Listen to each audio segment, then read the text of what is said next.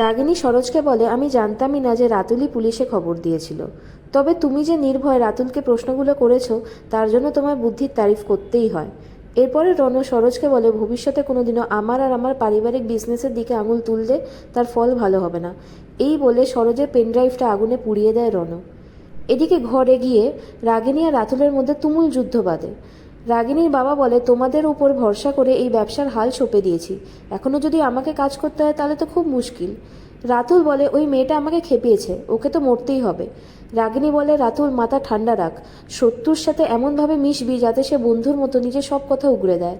রাগিনীর বাবাও একমত হয়, বলে, মেয়েটার উদ্দেশ্যটা কি সেটা খোঁজার চেষ্টা করো, ওর চোখ কিন্তু এই বাড়ির চারিদিকে ঘুরছে। এরপরে সরোজের ঘরে তনিমা পিসি অর্থাৎ পিয়া আসে। পিয়া সরোজকে বলে, তোমার সাহস দেখে আমি সত্যি অবাক হয়ে গিয়েছিলাম। জানো, তোমার মতো সাহস আমারও ছিল। আমিও চেয়েছিলাম অন্যায়ের বিরুদ্ধে রুখে দাঁড়াতে, কিন্তু এত বড় একটা চক্রের সাথে লড়াই করে পেরে উঠিনি। কিন্তু আমি জানি তুমি ঠিক পারবে। সরোজ বলে, তাহলে আপনি কেন এখন লড়াইটা করছেন না, আর আমাকেই বা লড়তে বলছেন কেন? পিয়া ইনডাইরেক্টলি বলে যে তাকে মৃত্যু ভয় দেখানো হয়েছিল, আর সময় সরোজিনীকে সঠিক উত্তর দিয়ে দেবে।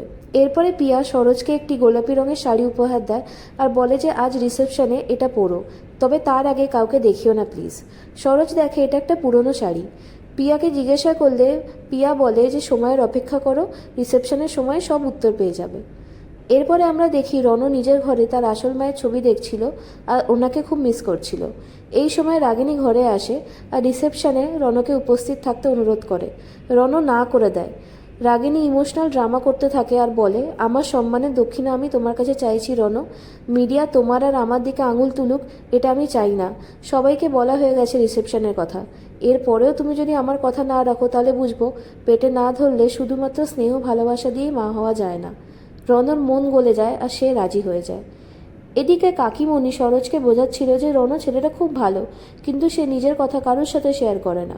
তখন কলি ঘরে আসে আর বলে, কেন, ও তো অরোর সাথে সব কথা শেয়ার করে।